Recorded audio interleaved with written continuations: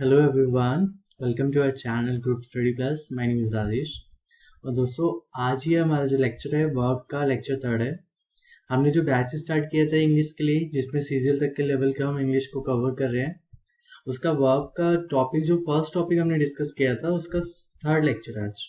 Okay, और I hope आप लोगों ने थोड़ा बहुत रिकॉल कर लिया होगा। जो लोग प्रॉपर नोट्स बना रहे हैं, जो लोग कंटिन्यूसली क्लासेस को ले रहे हैं, उनके लिए काफ़ी प्रॉफिटेबल रहने वाला है।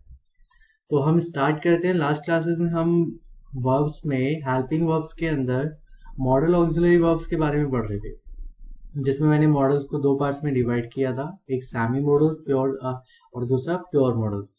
तो यानी कि एक तो प्योर मॉडल्स हो गए जिसमें आप मे, माइट, कैन, कुड ये सब चीजें पढ़ेंगे, जो ओनली मॉडल्स के रूप में ही यूज होते हैं, लाइक अ हेल्पिंग वर्ब की तरह। ओके, फिर मैंने आपको बताया था कि कुछ सेमी मॉडल्स से डिफेक्टिव मॉडल्स भी होते हैं, जैसे नीड, डेयर और यूज टू। तो ये मॉडल्स भी यूज होते हैं एज ए मॉडल्स और एज अ मेन वर्ब भी यूज होते हैं, इसीलिए इन्हें इन्हें सैमी या डिफेक्टिव मॉडल्स कहा जाता है। तो चलो स्टार्ट करते हैं और थोड़ा सा रिकॉल भी कर लेते हैं जो हमने लास्ट क्लास में पढ़ा था। लेकिन उससे पहले जो लोग चैनल पर नए हैं वो चैनल को सब्सक्राइब कर ले, बेल आइकन को प्रेस कर लेना, ताकि आगे आने वाले वीडियोस की नोटिफिकेशन आपको अपने आप मिलते रहे। और अगर कंटेंट आपको समझ में आ रहा है तो आप वीडियो लाइक करें, बाकी अपने फ्रेंड्स के साथ ज़्यादा से ज़्यादा शेयर करें। अगर आप चाहते हैं कि बैच कंटिन्यू चलता रहे, अगर मुझे रिस्पॉन्स अच्छा लगेगा तो आप लोगों को क्या करना होगा, अपने फ्रेंड्स के साथ ज़्यादा से ज़्यादा शेयर करना होगा, ताकि ज़्यादा से ज़्यादा लोग देखें जो मैं चाहता हूँ, और उसी के रेफरेंस पे मैं इस बैच को कंटिन्यू करता रहूँगा। स्टार्ट करते हैं। तो मॉडल्स को लर्न करने के लिए हमने कुछ डिविजन्स बनाए थे, जिसमें सबसे पहले हमने पढ़ा था, जो फर्स्ट मैंने आपको पढ़ाया था वो था आपका परमिशन। तो परमिशन की रिगार्डिंग हमने वहाँ पे 2 मॉडल्स का यूज देखा था। परमिशन जब हम पढ़ रहे थे उसमें एक आपने पढ़ा था, कौन सा, एक आपने पढ़ा था मे और दूसरा पढ़ा था आपने कैन। ओके, तो ये तो हो गए आपके परमिशन से रिगार्डिंग मॉडल। फिर अगर दूसरे कंसेप्ट को देखें, उसके बाद मैंने आपको पढ़ाया था रिक्वेस्ट के लिए। अगर आप किसी से रिक्वेस्ट कर रहे हो, ठीक है, तो मोड ऑफ द स्पीकर से तो बताते हैं मॉडल्स, ठीक है। रिक्वेस्ट में आप लोगों ने पढ़ा था, एक तो पढ़ा था रिक्वेस्ट के अंदर would and the second one is could. तो आई होप आप लोगों को ये चीजें क्लियर होंगी। वुड और कुड का यूज भी आपको समझ में आ गया होगा, किसको हम फॉर्मल और किसको हम इनफॉर्मल वे में यूज करते हैं। मे हमारा फॉर्मल और कैन हमारा इनफॉर्मल यूज होता है। उसी तरीके से रिक्वेस्ट जब हम कर रहे होते हैं तो वुड, जब भी हम औपचारिक या फिर कह सकते हैं फॉर्मल वे में किसी से रिक्वेस्ट करते हैं तो हम वहां पे वुड का यूज करते हैं, वुड मॉडल की तरह यूज होता है। और अगर हम फ्रेंडली बिहेवियर में यूज कर रहे होते हैं तो हम कुड यूज करते हैं। वुड का रिप्लाई आपको फॉर्मल है तो मे में आता है, और कुड का रिप्लाई क्योंकि इनफॉर्मल है तो कैन में आता है। फिर हमने डिस्कस किया था, जो 3rd टॉपिक था हमारा वो था पॉसिबिलिटी को लेकर। ओके, पॉसिबिलिटी में आपने पढ़े होंगे, मैं ही पढ़ा था जब हम पॉसिबिलिटी के बारे में डिस्कस कर रहे थे। पॉसिबिलिटी का मतलब होता है संभावना। ओके, और पॉसिबिलिटी के अंदर आप लोगों ने पढ़ा था मे, मतलब रीजन प्रेजेंट है। फिर आपने पढ़ा था माइट, मीन्स रीजन एब्सेंट है। And the last one is can पढ़ा था, जो यूनिवर्सली एप्लीकेबल होता है। तो आज जो टॉपिक है हमारा, आज के टॉपिक को हम डिस्कस करते हैं। आज हम बात करते हैं एबिलिटी को लेकर। ओके, एबिलिटी को लेकर अगर बात करें तो एबिलिटी के लिए हम यूज करते हैं, हम एक तो कैन यूज करते हैं, ठीक है। एक हो गया हमारे पास can, okay, and the second one is could. और कहीं कहीं पर आप यूज कर सकते हैं, स्पेसिफिक एफर्ट लगाते हो तो यूज करते हैं इज, एम, आर, या तो इज या एम या फिर आर, या फिर इसकी जगह अगर पास्ट की बात चल रही तो वाज और वर यूज करते हैं, प्लस में लगाते हैं एबल टू। तो इस तरीके से हम ये एबिलिटी के कंसेप्ट में यूज करते हैं।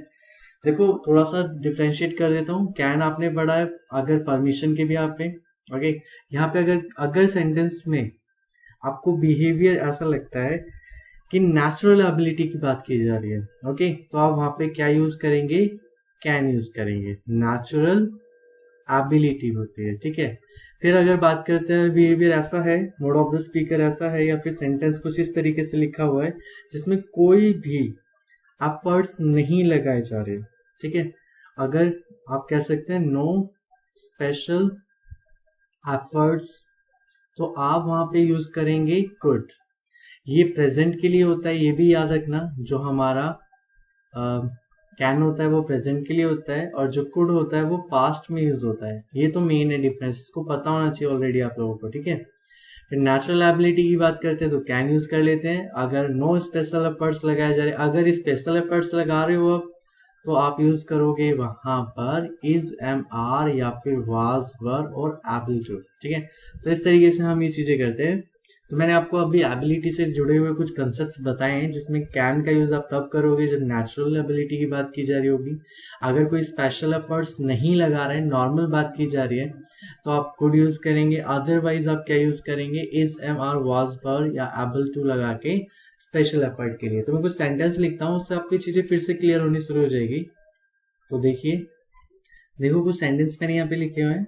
जो लोग प्रॉपर नोट्स बना रहे हैं वो पहले इन सेंटेंस वीडियो को पॉज करें, पहले इन सेंटेंस को नोट करें कॉपी में, उनको फिर सॉल्व करने की कोशिश करें। इनके आप अपने अकॉर्डिंग देखिए कि यहाँ पे क्या आएगा, एंड देन फिर मेरे द्वारा बताए गए जो आंसर्स हैं उनको टैली करें।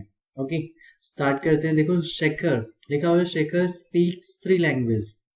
तो आपके अकॉर्डिंग यहाँ पे क्या आना चाहिए, ये कोई नेचुरल एबिलिटी है, ये स्पेशल एफर्ट्स लगाए जा रहे हैं, या फिर इज, एम आर, या फिर कोई स्पेशल एफर्ट्स नहीं लगाए जा रहे। तो आपके अकॉर्डिंग यहाँ पे क्या आया होगा, आपने यहाँ पे फिल किया होगा कैन, क्योंकि एक नेचुरल एबिलिटी को रिप्रेजेंट करता है। तो ये क्या आ जाएगा, यहाँ पे आ जाएगा Shekhar can speak 3 languages. Okay, चलो नेक्स्ट देखते हैं हम। कैन लिखा है, ठीक है।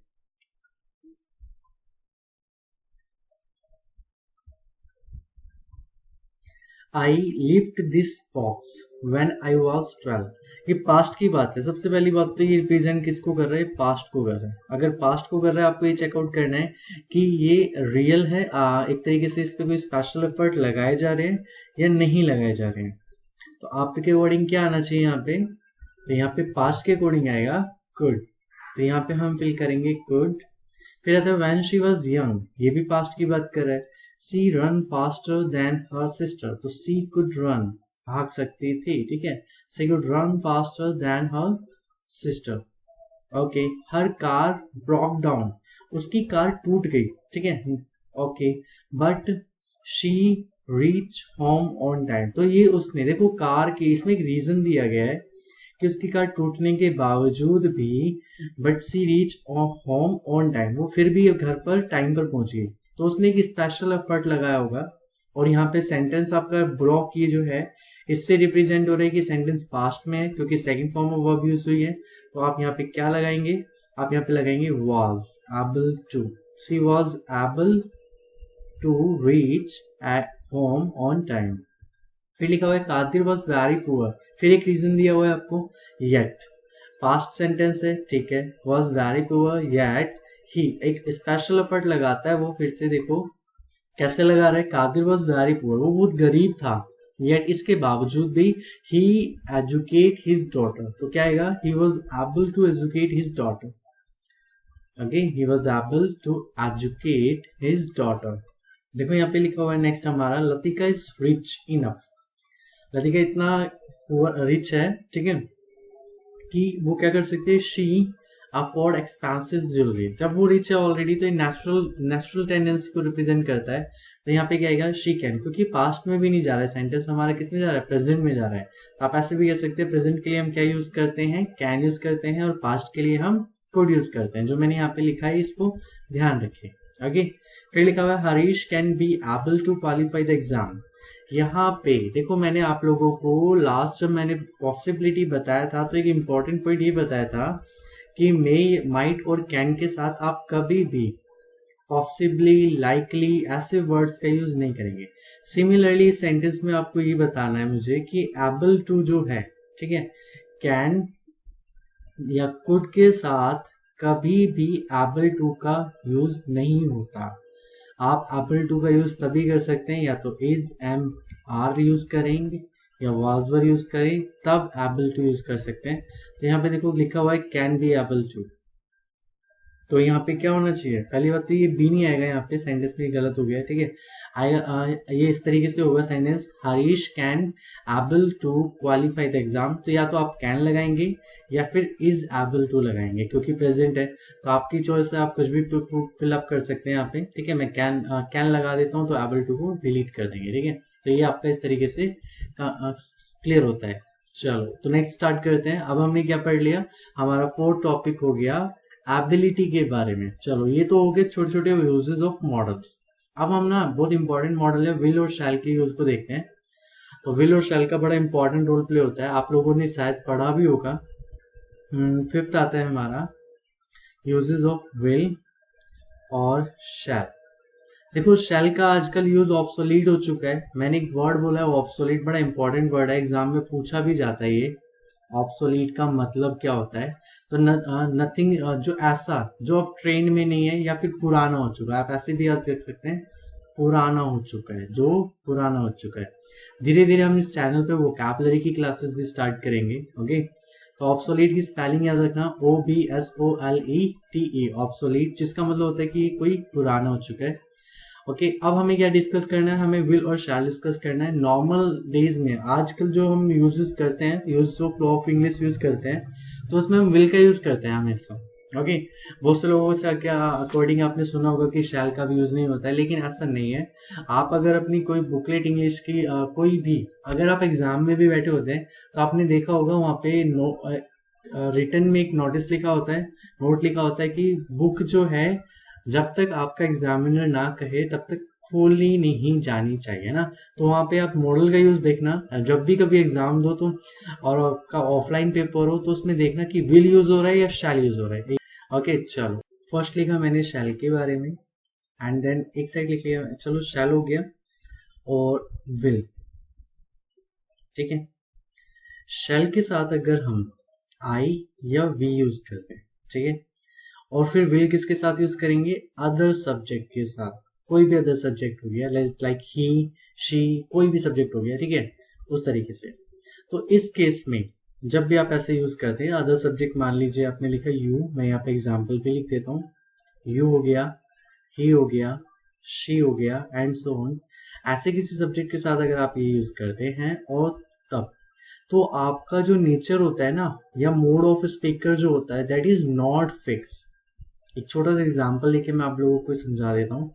लाइक मैंने लिखा कि आई shall go to Shimla. Okay, यहाँ पे एग्जाम्पल लिख रहा हूँ आप लोगों के लिए। मैंने यहाँ पे लिखा I shall go to Shimla, I shall go to Shimla. तो देखो इसमें जो शैल आ रहा है, और ये शैल किसके साथ आ रहा है, ये आई के साथ आ रहा है।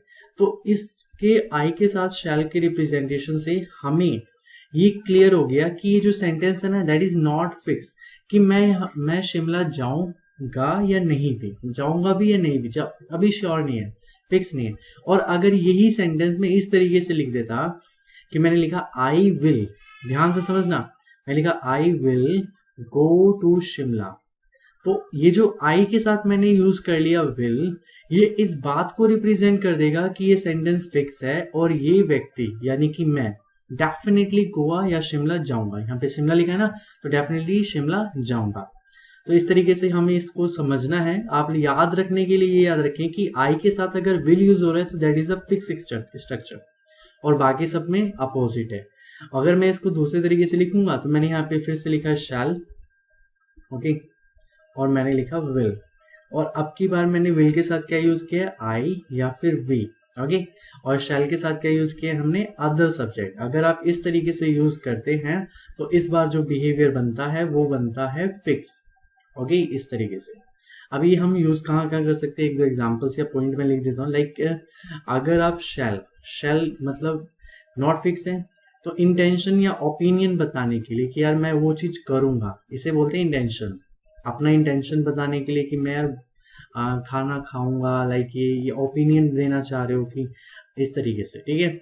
दूसरा एक एग्जांपल, चलो एग्जांपल मैंने लिख ही दिया है, या फिर आप ऐसे भी लिख सकते हैं कोई फ्यूचर एक्शन को आप बताना चाहते हो जो आपका फुलफिल हो भी सकता है, नहीं भी हो सकता, तो उस केसेस में आप इस तरीके से यूज कर सकते हो। फिक्स वाला स्ट्रक्चर जो होता है, फिक्स वाले स्ट्रक्चर में देखो, अगर आपने किसी को प्रॉमिस किया है, ठीक है, तो प्रॉमिस वाले में आप यूज करेंगे डेफिनेटली। जैसे मैंने किसी को प्रॉमिस किया कि I will give you a gift, तो डेफिनेटली मैं दूंगा, क्योंकि मैंने आई के साथ विल यूज किया है। और ये किस बिहेवियर को शो करेगा, ये फिक्स्ड बिहेवियर को शो करेगा। और फिक्स्ड बिहेवियर में क्या होगा, आई के साथ विल यूज होता है, तो इसलिए ये मोड ऑफ स्पीकर क्या बन गया हमारा, फिक्स बन गया। तो स्पीकर के कंसर्न से ये चीज होनी ही होनी है। और कहाँ यूज कर सकते हैं हम किसी से, अगर हम डिटर्मिनेशन करते हैं, हम अपने आप से निश्चय करते हैं ना, डिटर्मिनेट करते हैं, डिटर्मिनेशन में यूज कर सकते हो आप। ओके, इस तरीके के बिहेवियर को। और आप यूज कर सकते हो अगर आपने किसी को धमकी दी है, ठीक है, तो धमकी दी है, थ्रेट में यूज करते हैं हम। ओके, इस तरीके से। जैसे मैं एक एग्जांपल और लिखता हूँ, फिर आप मुझे बताना कि किस तरीके का नेचर यहाँ पे शो हो रहा है। आई और वी और विल ये सब हो जाएगा उसमें। मैं इसको छोटा कर देता हूँ ताकि आपको यहाँ पे एग्जाम्पल समझा सकूं। तो देखो हम कुछ एग्जाम्पल लिखते हैं। लाइक मैंने लिखा, आप मुझे बताना कि इसमें किस तरीके का। एक एग्जाम्पल मैंने लिखा,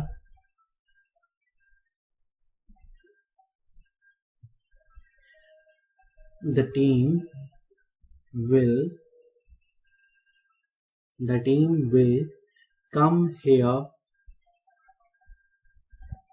tomorrow।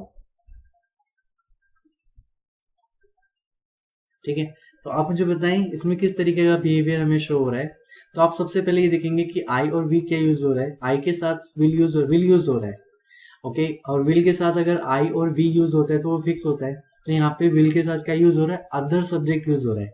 यानी कि यहाँ पे आ गए हम, ये वाला जो है हमारा ये वाला केस है, अदर सब्जेक्ट के साथ विल यूज हो रहा है। तो ये कैसा नेचर शो करता है, नॉट फिक्स। ओके, तो ये कैसा हो गया, ये नॉट फिक्स बिहेवियर को शो कर रहा है आपके। ये एग्जाम्पल है, अभी हम इससे रिलेटेड क्वेश्चंस करेंगे बाद में, पहले हम एग्जाम्पल्स को समझ रहे हैं। मैं एक और एग्जाम्पल लिख लेता हूँ विल और शैल को डिफरेंशिएट करने का, कि कौन सा बिहेवियर फिक्स है और कौन सा बिहेवियर नॉट फिक्स है। जैसे मैंने लिखा, I will help you, I will help you. Okay, मैंने लिखा she will help her. Okay, तो यहाँ पे देखो आई के साथ वी यूज हो रहा है, आई के साथ विल यूज हो रहा है। दैट मीन्स ये कैसा नेचर है, ये आई के साथ विल यूज हो रहा है, तो ये कैसा हो गया, फिक्स्ड नेचर हो गया। ये फिक्स्ड बिहेवियर को शो कर रहा है।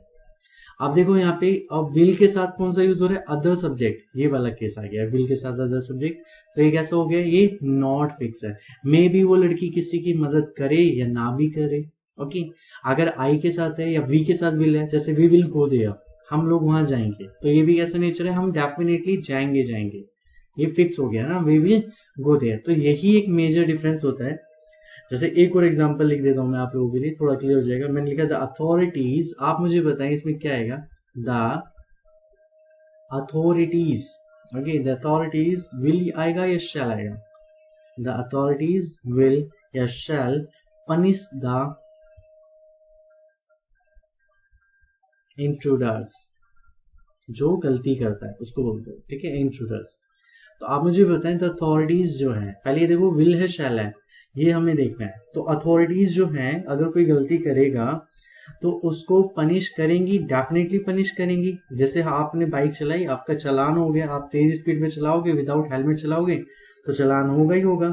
ठीक है, तो इस तरीके से चालान होगा। तो आपको ये देखना है यहाँ पे क्या लिखा है, यहाँ पे अदर सब्जेक्ट लिखा है। और फिक्स्ड बिहेवियर में अदर सब्जेक्ट के साथ क्या यूज होता है, फिक्स्ड बिहेवियर है यहाँ पे, और अदर सब्जेक्ट के साथ क्या यूज होता है, शैल। तो आप यहाँ पे क्या यूज करेंगे, शैल आएगा। तो एरर आप ऐसे फाइंड आउट करेंगे। विल और शैल के बहुत कॉमन क्वेश्चन बनते हैं, पर थोड़े से कॉम्प्लिकेटिव होते हैं, जो इजीली समझ में नहीं आते हैं। मैं एक और एग्जांपल लिख देता हूँ, आप मुझे बताएं। ठीक है, द डिपार्टमेंट, देखो इस तरीके के क्वेश्चन बनते हैं आपके एग्जाम में। द डिपार्टमेंट, आप मुझे बताएं विल आएगा, एरर आपको फाइंड आउट करनी है, शैल आएगा यहाँ पे। टिकट द विल या shall, ticket the bike guest, ticket आप चालान भी कह सकते हैं यहाँ पे, ticket the bike guest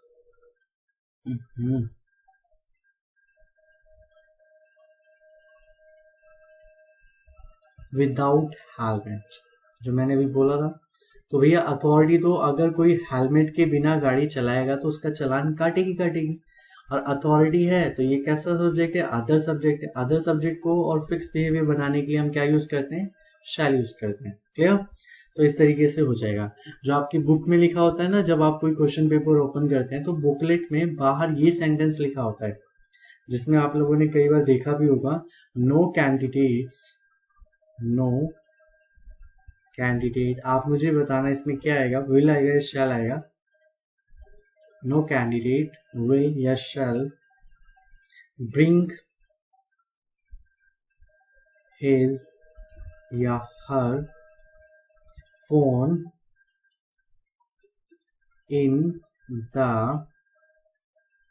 examination hall. Okay, तो आपके अकॉर्डिंग यहाँ पे क्या आना चाहिए, यहाँ पे आएगा देखो नो कैंडिडेट्स तो अदर सब्जेक्ट है और अदर सब्जेक्ट है और फिक्स बिहेवियर है, तो हम क्या यूज करेंगे, शैल यूज करेंगे। तो ये आप लोगों को क्लियर हुआ होगा विल और शैल का यूज। चलो मूव करते हैं नेक्स्ट टॉपिक पे।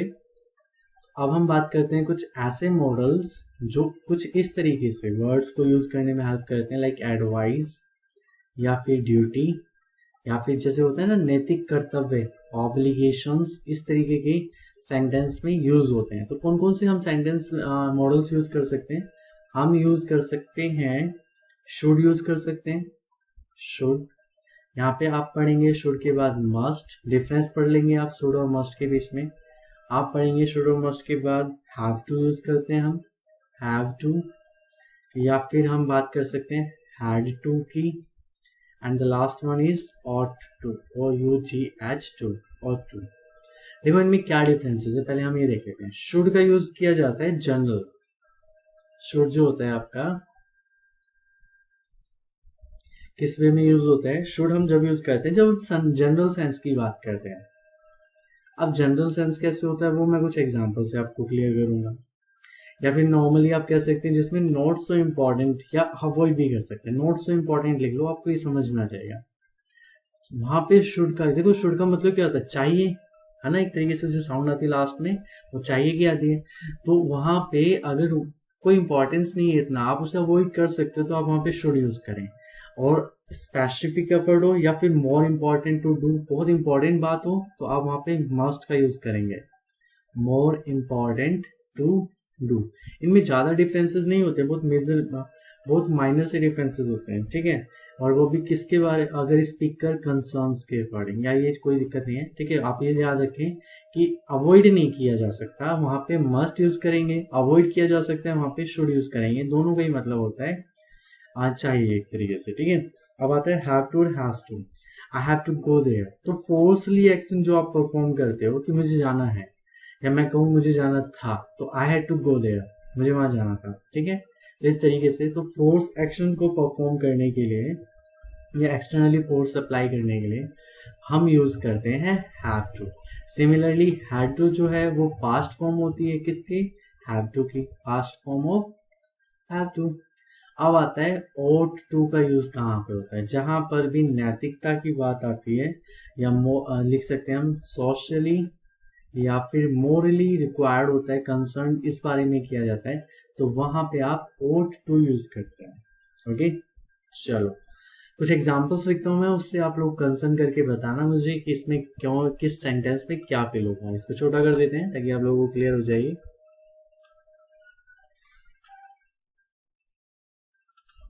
तो देखो कुछ सेंटेंस मैंने यहाँ पे लिखे हुए हैं। हम बात करते हैं Rahul you look ill today, आज तुम बीमार लग रहे हो।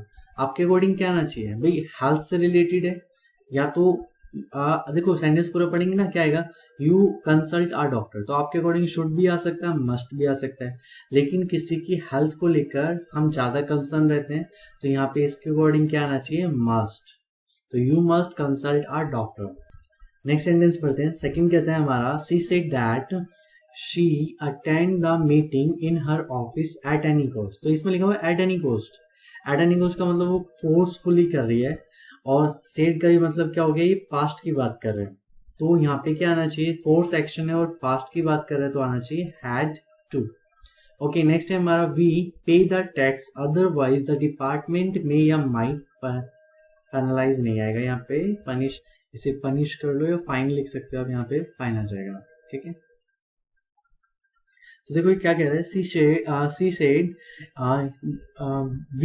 वी पे the tax otherwise the department में या माइट पनिश। तो इसके अकॉर्डिंग क्या आएगा, वी के अकॉर्डिंग भी शुड आना चाहिए, है ना, हमें टाइम पर टैक्स पे करना चाहिए, pay the tax, otherwise we should pay the tax, otherwise the department, भाई अगर टैक्स पे नहीं करेंगे तो पॉसिबिलिटी क्या होगी, हाई होगी पनिश करने की, तो मे आ जाएगा। ठीक है, लिखा हुआ है you wear helmet to avoid injuries. आप बताइए आप किसी के अकॉर्डिंग क्या कहेंगे, आप क्या होगा यहाँ पे, तो आपके अकॉर्डिंग यहाँ पे क्या आना चाहिए, you should wear helmet to avoid injuries या फिर you must wear helmet to avoid injuries. तो हेलमेट ना पहनना अवॉइड किया जा सकता है, नहीं करना चाहिए, तो हम यहाँ पे क्या करेंगे, मस्ट आएगा। ठीक है, mister Das change his car as it looks old. Mister Das को क्या कर लेना चाहिए, उनकी गाड़ी जो है पुरानी हो चुकी है, तो हम उससे नॉर्मली सजेस्ट ही तो कर रहे हैं, और सजेस्ट करने में हम क्या यूज कर सकते हैं, शुड यूज करेंगे।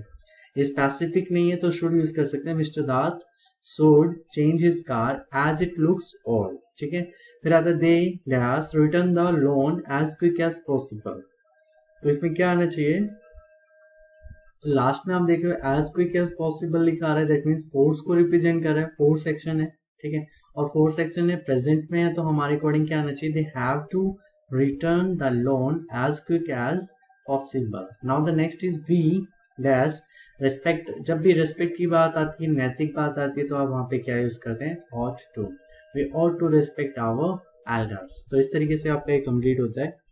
अब हमने avoid advice duty and obligation में देखो हमने कितने मॉडल्स को डिस्कस कर लिया, एक छोटा सा रिकॉल कर लेते हैं। हमने मे का यूज पढ़ लिया है, मे पढ़ा, माइट भी पढ़ा है, कैन भी पढ़ा है, कुड भी पढ़ा है, COUL कुड, वुड भी पढ़ लिया आपने, शुड भी पढ़ लिया आपने, फिर आपका आता है ओट टू भी पढ़ लिया आपने, has to, sorry have to आता है, हैव टू और हैड टू। तो इस तरीके से हमने पढ़ लिया, और हमने पढ़ा है विल एंड शैल। तो ऑलमोस्ट आप लोगों ने मैक्सिमम मॉडल्स जो हैं, अगर आपको बेसिक नॉलेज क्लियरली आ गई होगी समझ में, तो आप काफी सारे क्वेश्चन अटेम्प्ट कर सकते हो। जो मे और माइट का पॉसिबिलिटी से रिलेशन है, कैन आपका एबिलिटी की बिहाफ में वर्क करता है। ठीक है, इस तरीके से आपके कवर होते हैं। बाकी के जो नेक्स्ट आता है हमारा, हम पढ़ेंगे सो दैट, एक पर्पस वाला टॉपिक है, वो नेक्स्ट लेक्चर में कवर करेंगे। तब तक के लिए आप इनको प्रॉपर समझे, अपने नोट्स बनाएं, अपनी कॉपी में वेल मेंटेन नोट करें। Okay, have a good day and God bless you all.